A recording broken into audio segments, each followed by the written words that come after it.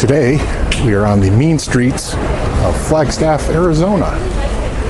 And we're here for one particular part of a information-rich video.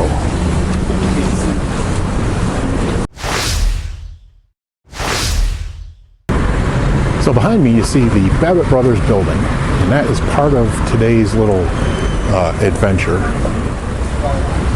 So back in the 1880s, 5 Babbitt brothers stumbled upon Flagstaff, Arizona.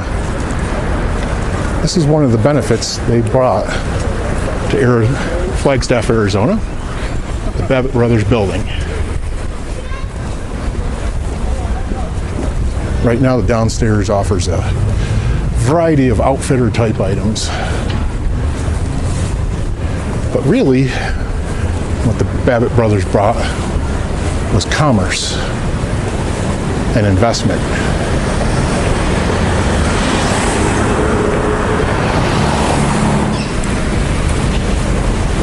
So there were 5 Babbitt brothers, and they were all sitting in their law offices back in Cincinnati, Ohio, and they were enamored of all this cowboy and ranching in Arizona, and they became enamored of the idea of becoming ranchers. So they sent 3 of the brothers out west to find some type of ranch to purchase with $20,000, their collective life savings at the time. So in a rail stop in Albuquerque, the brothers heard from one of the pursers about Flagstaff, Arizona, and there was a lot of opportunity here.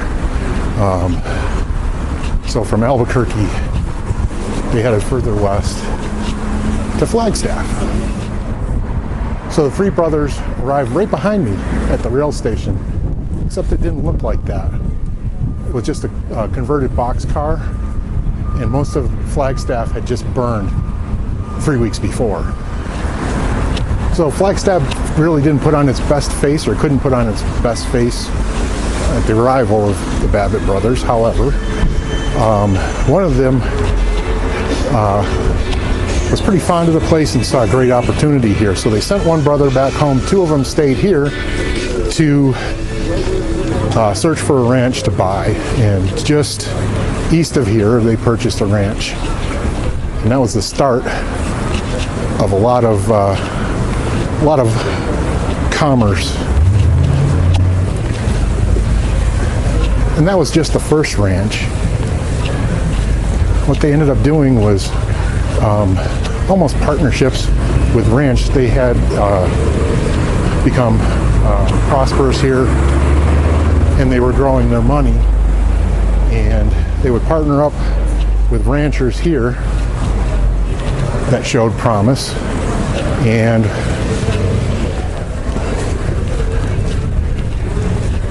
they would offer loans to the ranches and offer their management, which was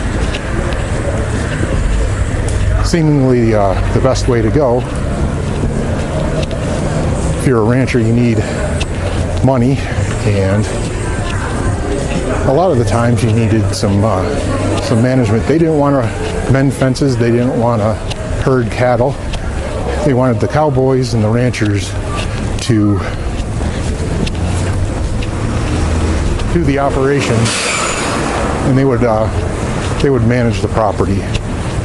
And from what I read, it was a pretty good symbiotic relationship.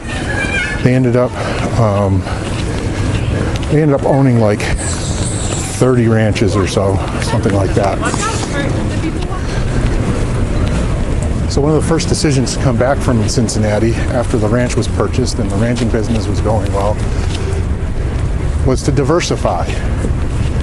And they certainly did diversify. First thing they bought was a mortuary. And I believe they mercantiles and hardware stores also followed. And ultimately, at the turn of the last century, the measure of success was building a building with your name on it. So the reason why I'm mentioning the Babbitts and their little story is that the Babbitt brothers ranch still exists. Babbitt Ranch is still a huge ranch in Flagstaff, Arizona, or outside of Flagstaff, Arizona. They allow folks to come on their ranch to hunt and to camp, and there's volcanoes on their ranch that we're going to visit.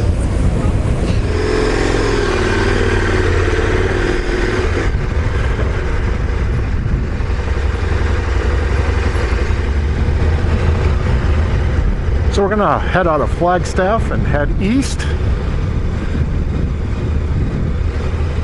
to the Babbitt Ranch. I'm gonna go do some camping and climb a volcano.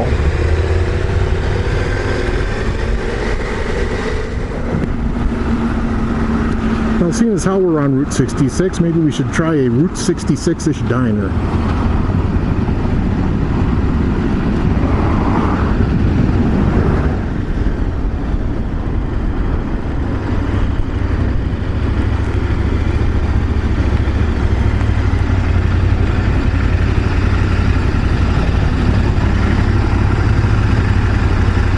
So the restaurant is definitely railroad themed, right down to the windows.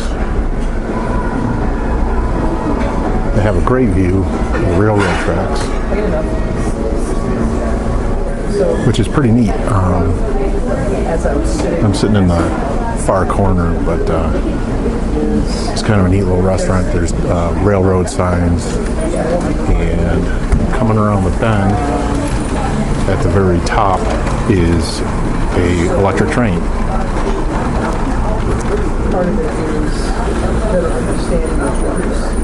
can see right up by the ceiling, and one of the cars is even tagged.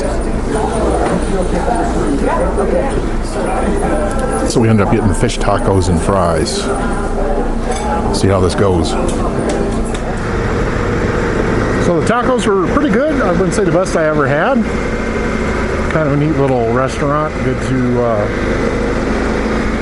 do business with a local place. We're going to head out of Flagstaff onto our final destination.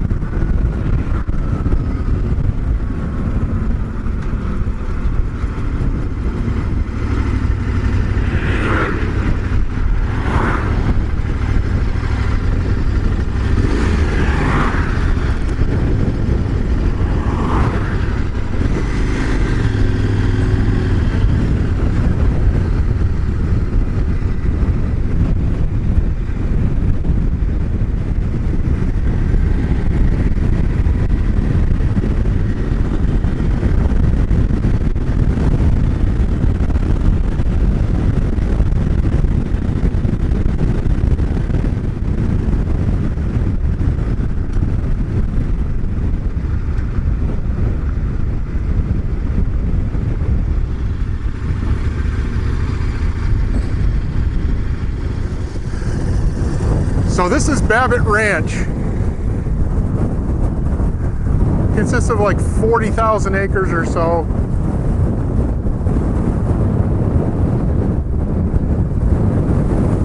And it's in the San Francisco Volcanic Plain or area. I forget exactly what the term is. Over there, the biggest hill in the distance are the San Francisco Peaks. And these are all little cinder cones and mini volcanoes. The black spots you see out in the grass, those are piles of lava bombs.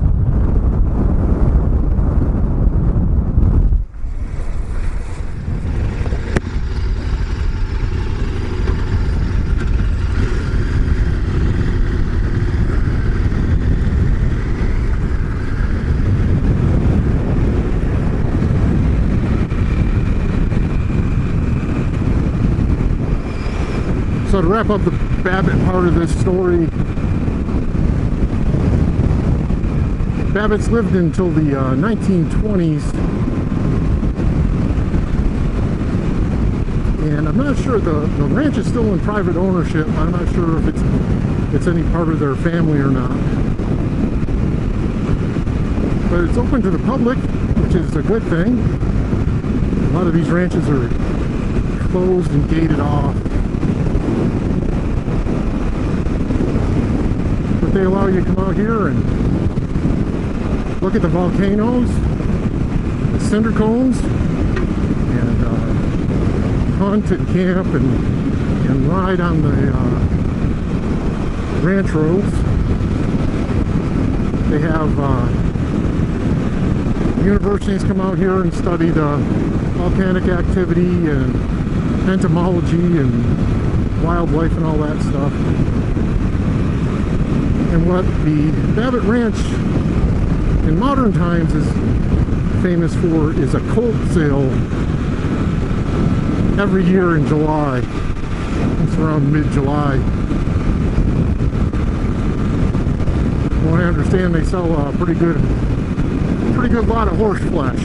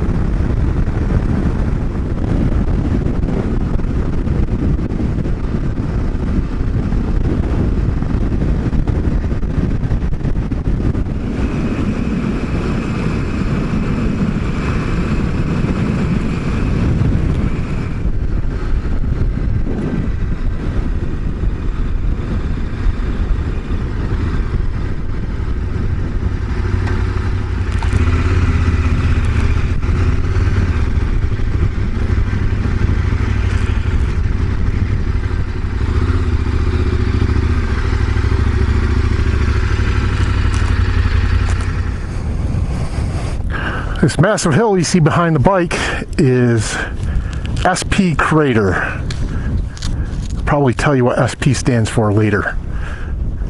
But that is a volcanic structure. And this, going out that way, is a lava field. It's a lava flow that came from this mountain, or at least that's what it's theorizing, is how it points that way and heads out there. I'm gonna get camp set up. So let's get changed up.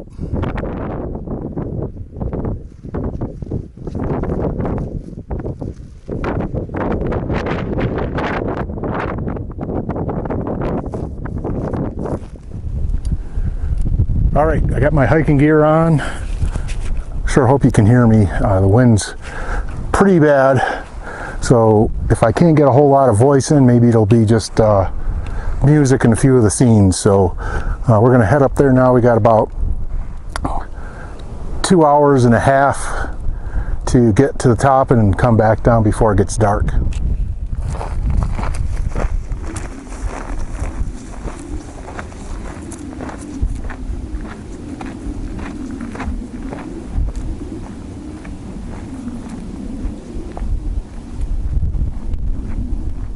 So what you see behind me is the lava flow from SP Crater. All that dark rock out there is the lava flow off the little volcano. It is about 4.3 miles long. It starts out 50 feet deep and ends up about 180 feet deep. When we round this bend, you'll be able to see where it came out of the bottom of the volcano. There is some discrepancy between scientists. They don't think that this lava flow happened at the same time. Most of these cinder cone type volcanoes don't produce flowing lava. So who knows?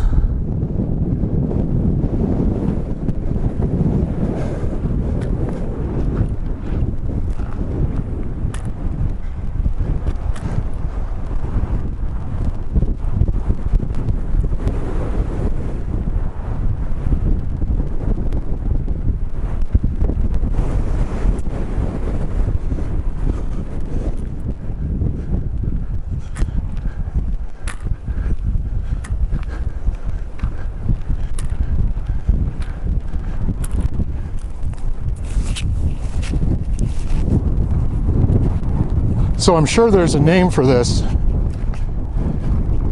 but this is the red flowing lava. As it cools, I believe it breaks up like this, or I'm sure there's a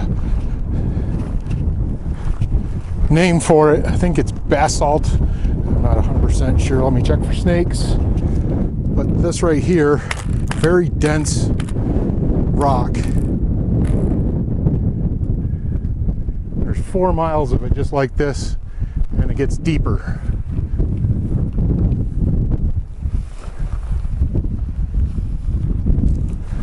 If I can find some clean footage of the stuff from Hawaii that happened a year or so ago, I'll insert it in the video. But it's a similar condition as to what happened here, at least in a layman's eyes.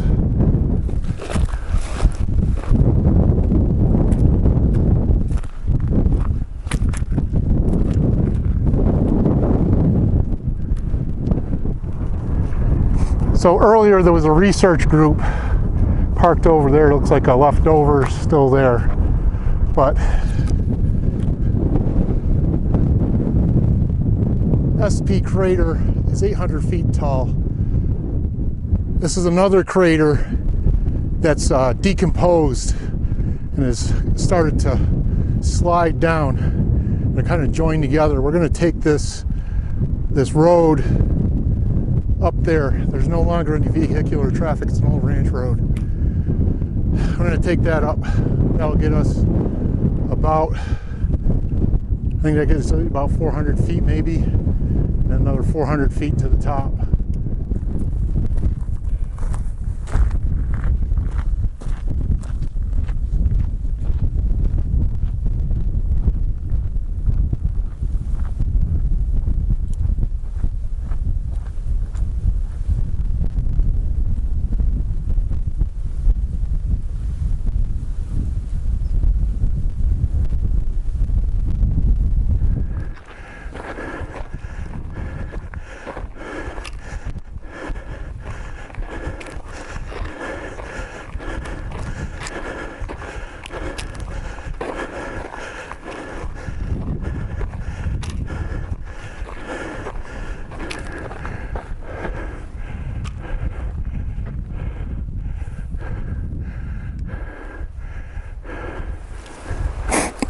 So that lava flow didn't come from the top, I don't think. I think it burped out of the bottom.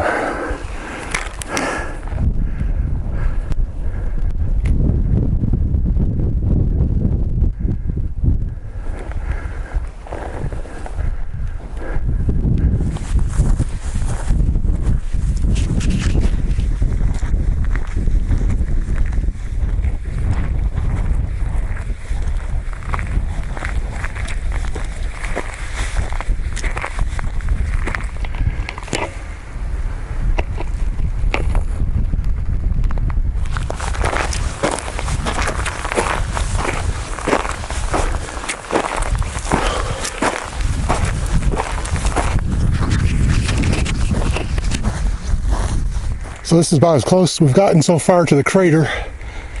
Whew. You can see the lava rock down here. This is much more dense than what's on top of the crater. Well, this is the steepest part of the not so steep part. This will take us up to the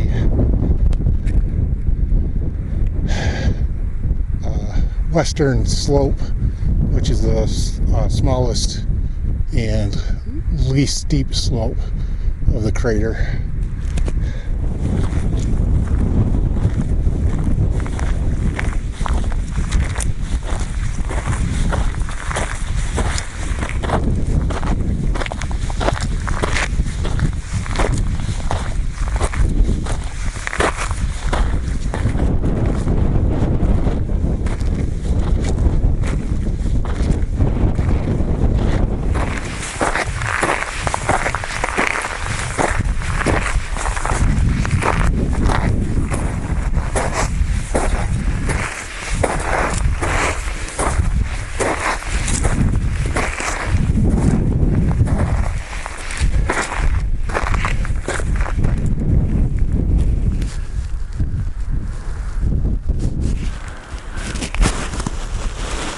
you can almost see right to the end of the lava flow. It kind of goes this way, and then it goes out to the right there, and it ends before those two other cinder cones out there.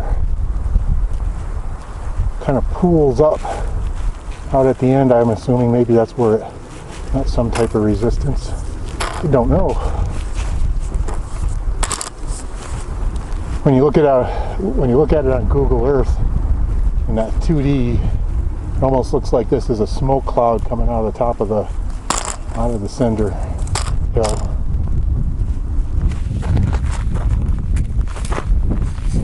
Steep enough now where it's tough to get footing even with a trekking pole and Merrell hiking boots. So we'll keep pushing along. I know the kids made it up here, but I'm no kid.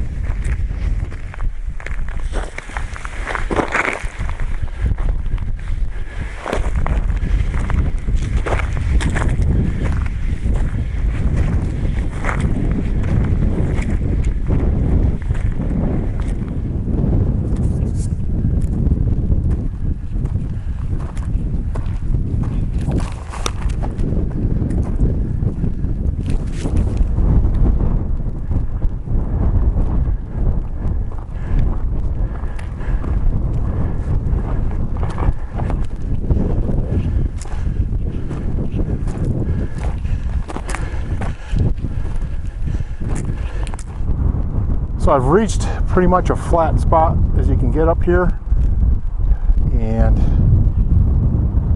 I'm about an hour and a half into 3 hours of hiking time. I'm assuming down will be quicker, but this is where we head up the cinder cone.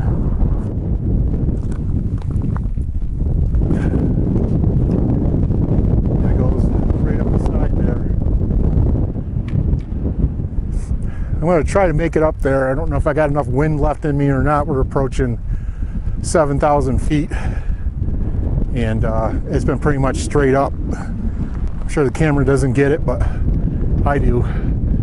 And believe it or not, we were hiking up the leeward side of the cone, and we're now heading over to the windward side of the cone. And it's pretty stinking windy. It was windy coming up. It was probably 20-mile-an-hour winds coming up, and we're getting 30-40 mile an hour gusts over the top here.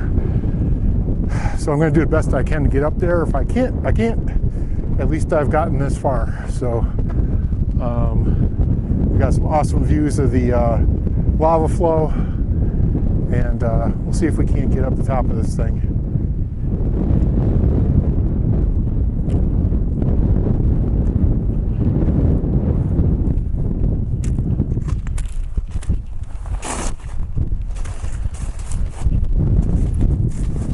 So if you look at this stuff,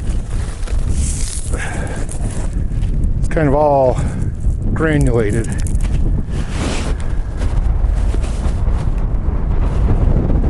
It's kind of like it's aerated lava when it comes out, kind of like a movie spit take. You can look that up on Google.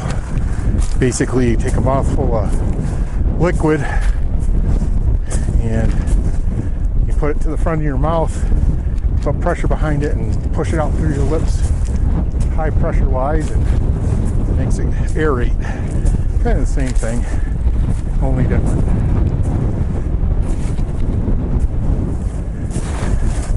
This is like tough sledding. You're taking 4 steps for one because the cinders are moving out from under you, and it is steep.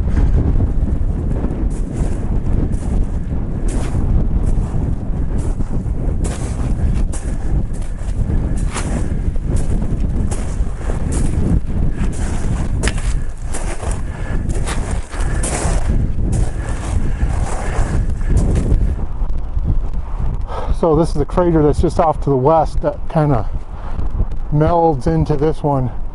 You can see how it's eroded. The walls have come down. Same thing with that one. I think that's got a number like 162, crater 162. And you can see how it's been probably blown out by the wind, erosion. Just beyond that, underneath those clouds, it's the San Francisco peaks. You can kind of see a line of volcanic activity from over there back here.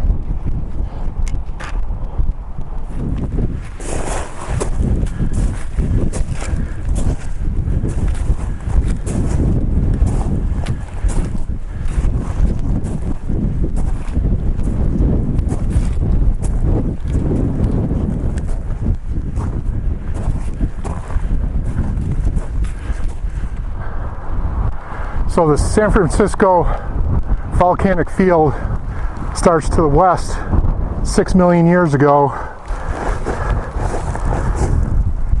and runs out to the east.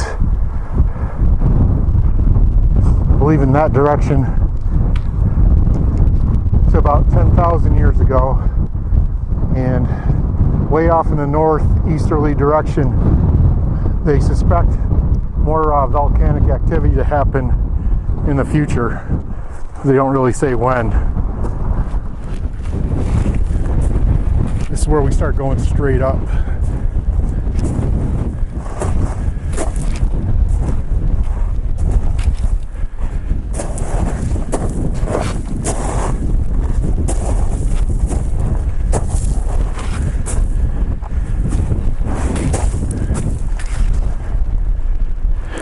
Yeah, I'm not capable of keeping my footing up here.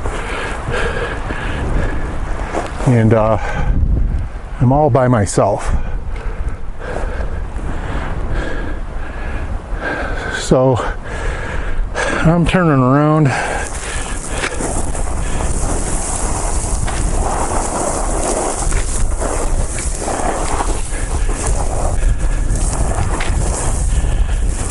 And I'm going to be happy where I'm at.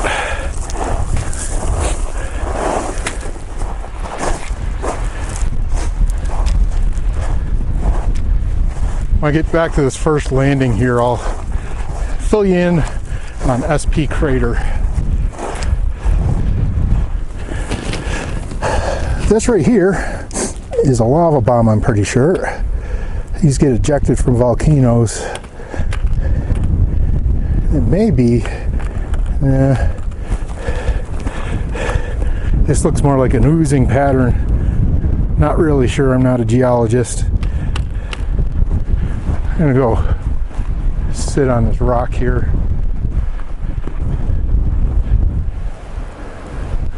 Well, I'm glad I came back down. About halfway down, I had this issue with my left foot cramps up, and it was definitely cramping up on the way down, so I'm gonna have to sit here for a while to get it to uncramp. But I'll tell you about SP Crater while I'm here. So, to get right to it, SP, the name SP I thought was, you know, like San Paulo or Stefanos Paklovich or some Latin type word. So it's not. Nothing remotely like that. You'll need to cover the kids' ears. I'll give you the count of 3. 1, 2, 3. Covered? Okay, it's called Shit Pot Crater. I'm not kidding you.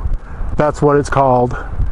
The reason is, well, it kind of looks like an old chamber pot, and it's got a rim on top. I wish I could have shown that to you. But the volcanic activity left a ring of dense volcanic material at the top of the crater, and that's what's preserved it.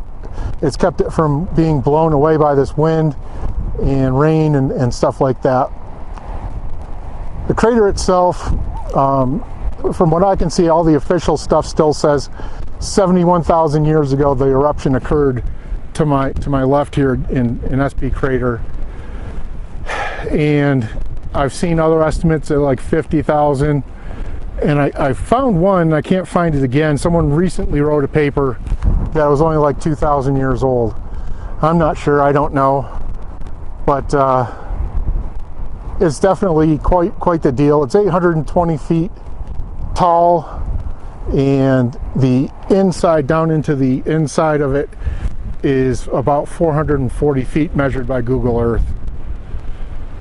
So somewhere in that time period, lava came out and flowed to the north 4.3 miles. And like I said down below, it starts at 50 feet and ends at 180 feet deep. And it's quite impressive when you're standing here. I'll see tomorrow morning after or maybe before I break up camp, I'll take a walk over there, and we can go maybe walk on the edge of it.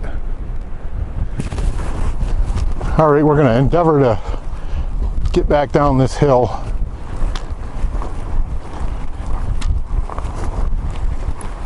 It's a beautiful view even from here. Just so you know, none of this is dirt. Even though you see grass on it, it's all volcanic material. This stuff here is not as, this is more solid than what's on the cinder cone.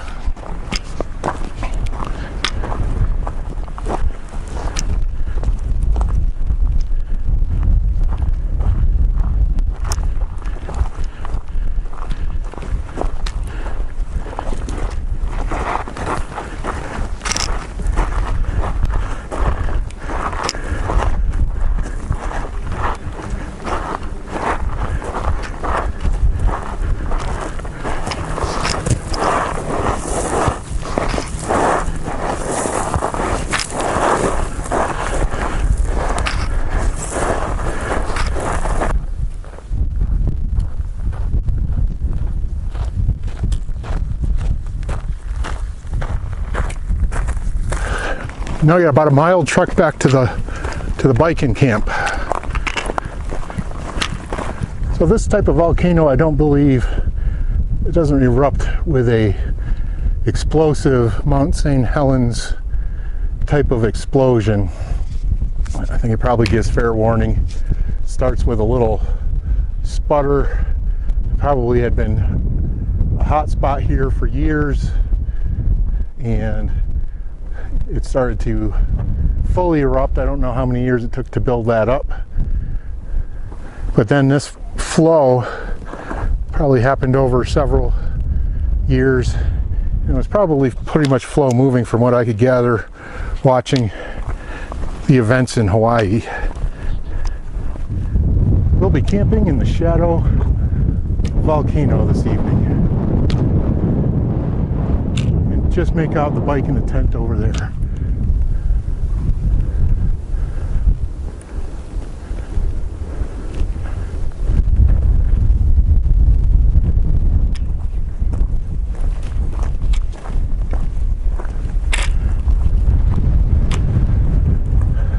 Oh, can't wait to get over to the tent, sit down, have a cool beverage.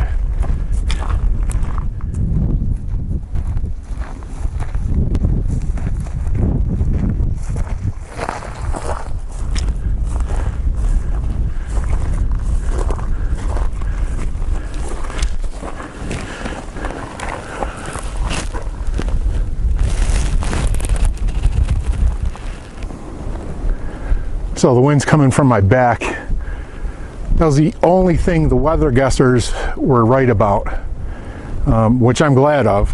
I was concerned that I was going to get a rainy evening, and without much vegetation out here, there's not a whole lot to do for a tarp over top of the tent.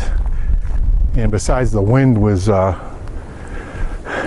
factor in that. However, my plan was, if I had to, I could attach it to the bike, run it over the tent, stake it off somewhere in the back. But as you can see, there's not much for trees around here. I'm going to set up the tent, or set up the chair, get a cool beverage, and do some relaxing and enjoy this view. Well, I'm very happy the tent's still here, and the bike. There's a chair down here. It's probably luke cold. We got ourselves a little adult beverage.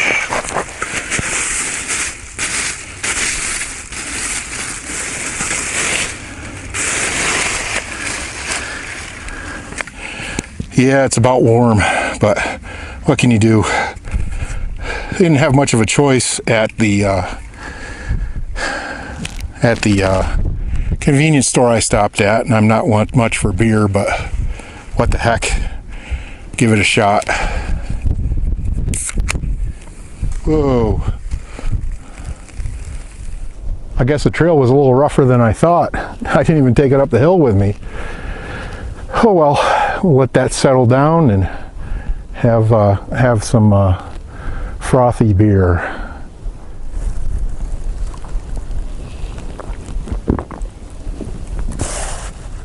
This is our view for tonight. As long as we have sunlight. I need to dig out my lantern. So out that way, that hill over there, that's all cinder cone also. In the distance, there's a little black dot right out that way, is probably looks like to you.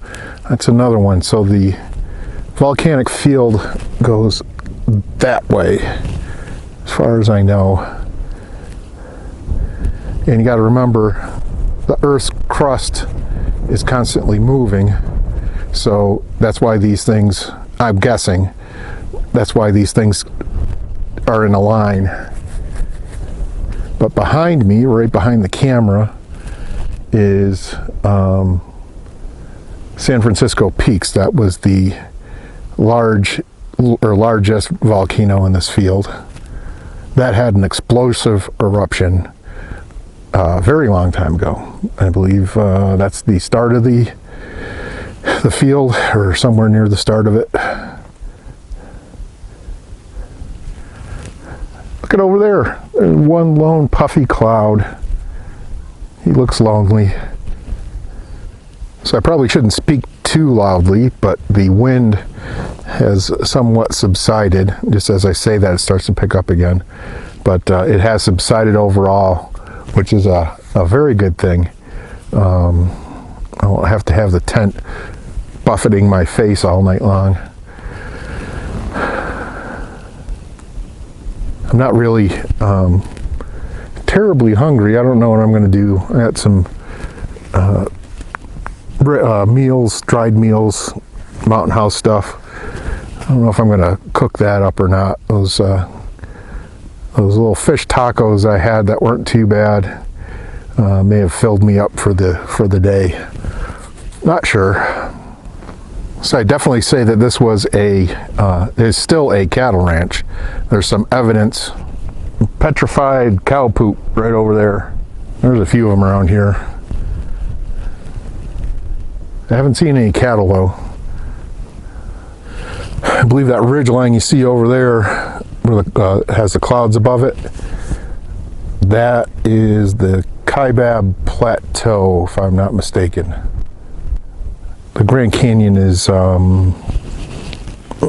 maybe a couple 250 miles north of here. So it's interesting, the research when you start out at this stuff. And really, I was probably a year ago just noodling around looking for places to go, and I thought that, you know, some of these craters up here would be neat to cinder hills, whatever you want to call them, would be neat to come up and see. I've ridden the cinder hills. I've got a couple of videos up on that. There's an OHV area back towards Flagstaff. That's pretty neat. It's not much for me. I'm not a big hill climber, and it's dusty and it eats your tires up. But it's fun. I mean, it's fun to do once a year or something like that. But this thing just started out with me wandering around on Google Earth, and this was one of the only named craters, and SP crater pops up on Google Earth when you're looking around at it. And I looked at some maps, things like that. Of course, YouTube, where there's like 1, 2, 3 videos on it, and then some reading on the internet. And it was just neat to do that, and then to understand. Just recently, in the past couple of months, I found out that it was on Babbitt Ranch, and then learning the history of the Babbitt Ranch and Babbitt brothers and stuff like that. Just kind of, it was neat to kind of fill all that in and get to the point to actually come out here. So this is the CO Bar Ranch, and that's the Babbitt brand, and that was the Cincinnati, Ohio. Was the CO in that.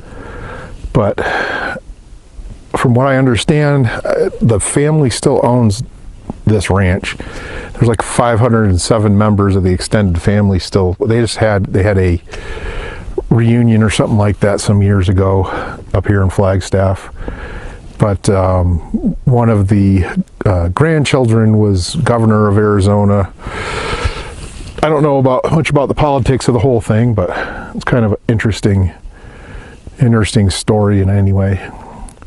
But it's nice of them to keep this land open and be able to come up here and enjoy the open space and ride around and see stuff like SP Crater. Well, this is the first time I've had to get the guy wires out for the tent.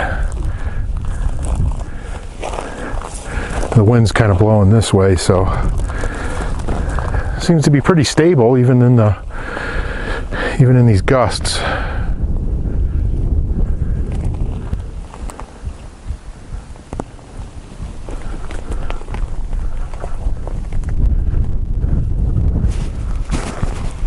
Well, if the weather holds out tomorrow morning, I believe what I'm going to do is jump up, get some chow. We'll take a hike back up this road and then enter the boulder field from that where it crosses the road. That should give us a fairly safe view of the lava flow, not boulder field, kind of a boulder field, but try to get in there from there. And I'm thinking this road somewhere follows the lava flow. If we can find a trail off to the side, maybe we can ride alongside of it and get some nice shots of the lava flow. I don't know how it'll come out on camera, but it's pretty cool.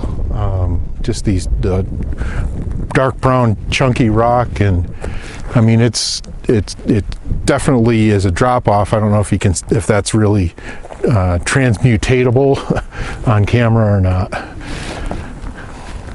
Well, the sun's just about to give up the ghost here, so I'm going to get the tent set up, get ready for dark, hit the sleeping bag, and I'll see you guys in the AM. Well, we're up bright and early. Sun is just coming up. It is 6:15 a.m. We're gonna go get our hike on and visit the lava flow. I'm gonna go back over to where the lava flow crosses the road, maybe take a walk to the north and see what's up there.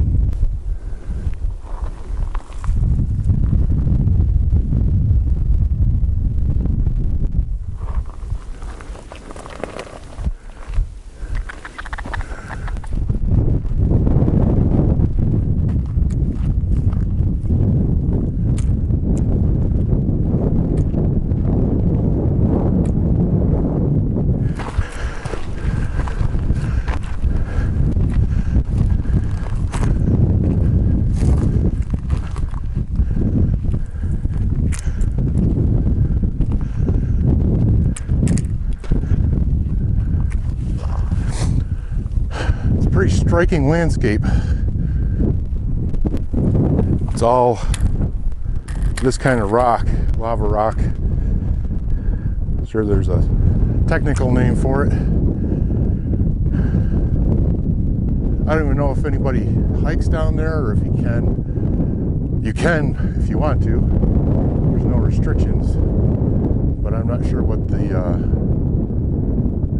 terrain's going to be like down. Well, it's obviously going to be pretty rough, but there's no hiking paths in there or anything like that.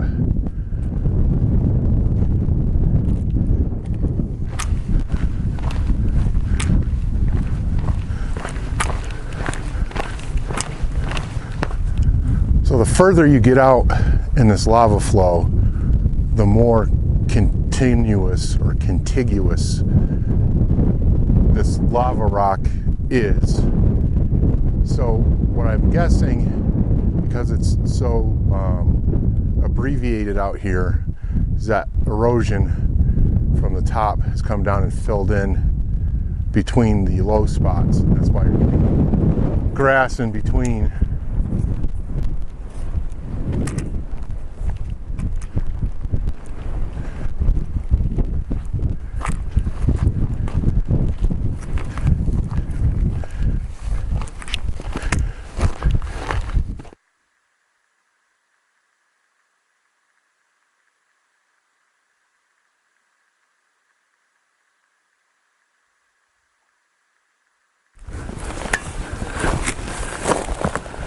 Someone's built a wall here, not sure why.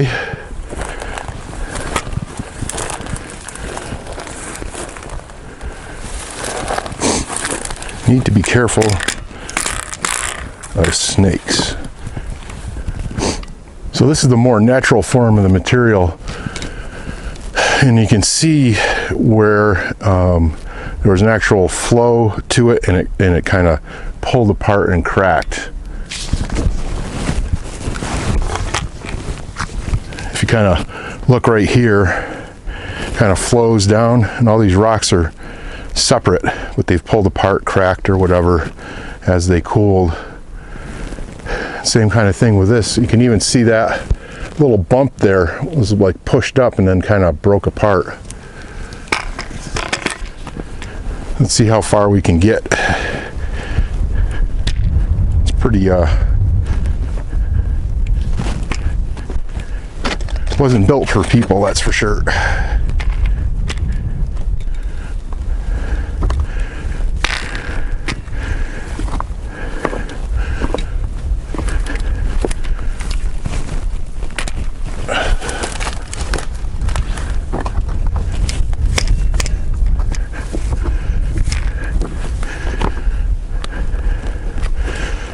My concern is the footing. My fear is stepping into a large hole.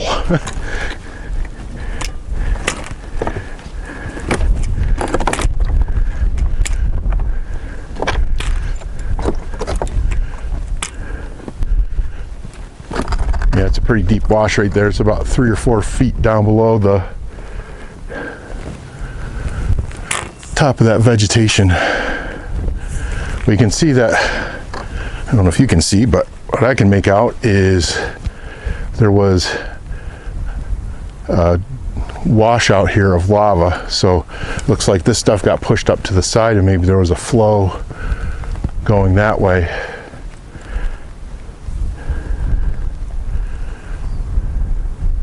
You can see these big walls. And it's all separate rocks. It's almost like someone stacked them here. You can see the interconnection. It's like 3 separate rocks, but they're all part of the original same rock. Very cool.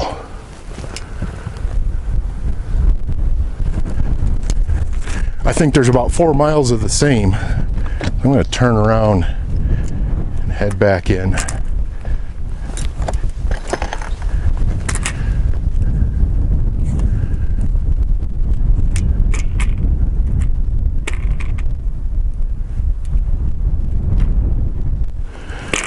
first I thought it was trash, but it's a little bit of history. I'm not sure how too old of a history. A couple old whiskey bottles, probably bean cans. I'd say someone may have camped here herding cattle one night and get out of the wind.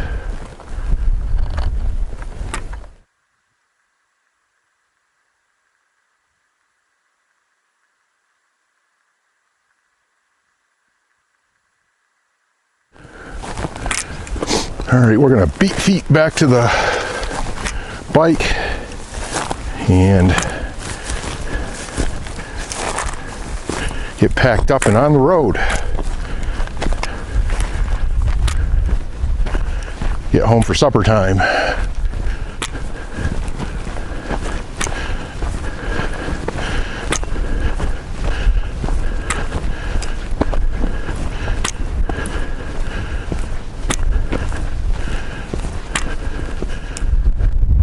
Nothing like a little elevation to enhance your view.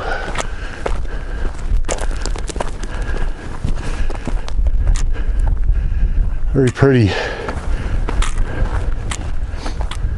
Well, last night wasn't a very restful night.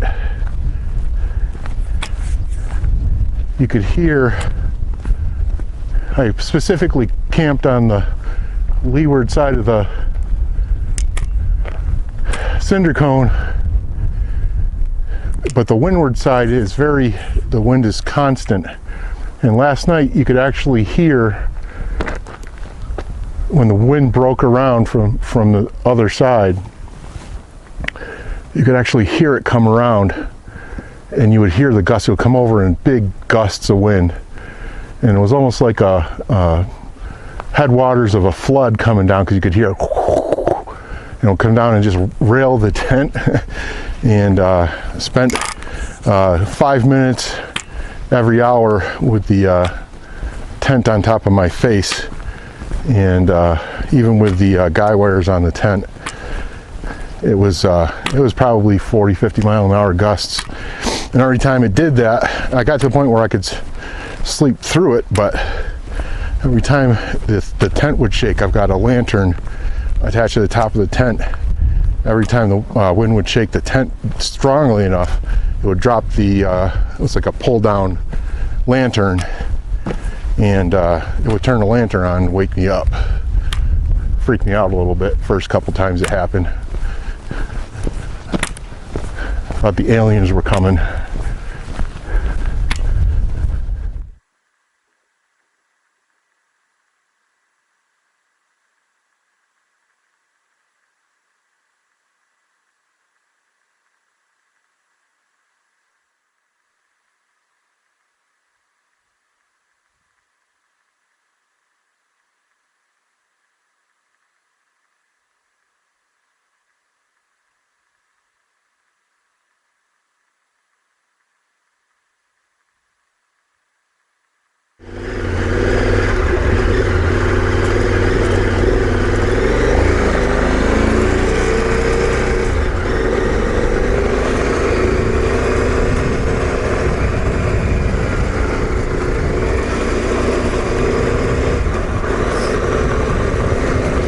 Well, as we say goodbye to the SP crater and the lava field to my left,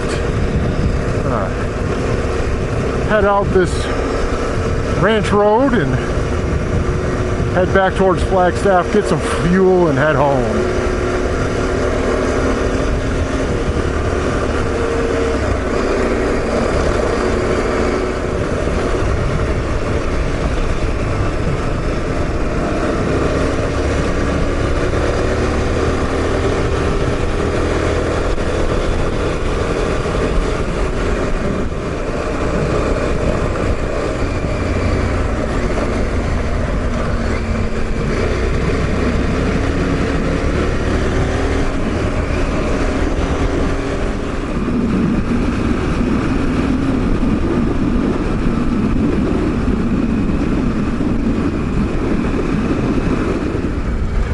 Well, here's my highway. I appreciate you watching. Please comment, subscribe, like, and share. Adios.